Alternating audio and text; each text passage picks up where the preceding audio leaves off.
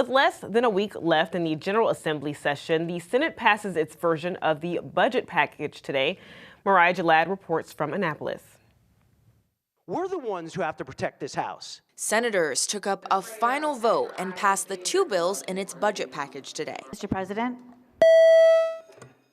But not before lawmakers rehashed their political differences. Maryland is the state most at risk from the Musk-Trump cuts to the federal government.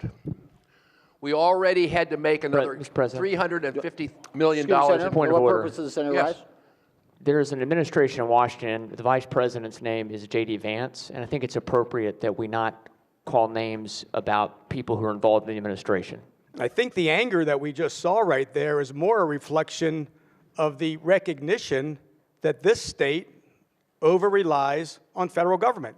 State Republicans have complained that they were shut out of budget negotiations, but those in the Senate did get some wins, including an amendment to allocate funds from a new tire fee to state highway projects.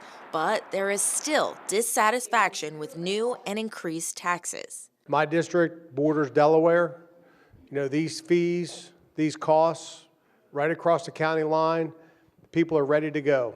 Even Democrats acknowledge struggles in closing the $3 billion deficit. This was a tough budget. Look, I don't like to raise taxes, but I think we are doing so responsibly in order to make the kinds of investments we need to make. A point of contention for Republicans continues to be the 3% tax on tech and IT services. Passing this tech tax for those businesses is going to be like Coca-Cola launching the new Coke.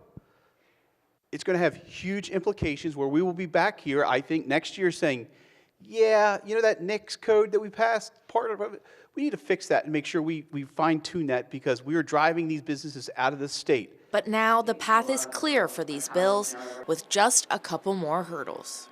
So the two budget bills will now go to conference committee where the two chambers will work out their differences that they've come to in the agreements for the bills. Now they still need to get both bills on the governor's desk before sine die on April 7th. But in the meantime, they still have a lot of other bills that they're working through. We have this energy package and we have the major blueprint funding bill. So we'll all see how it wraps up by next week. From Annapolis, Mariah Jalad, CTV News.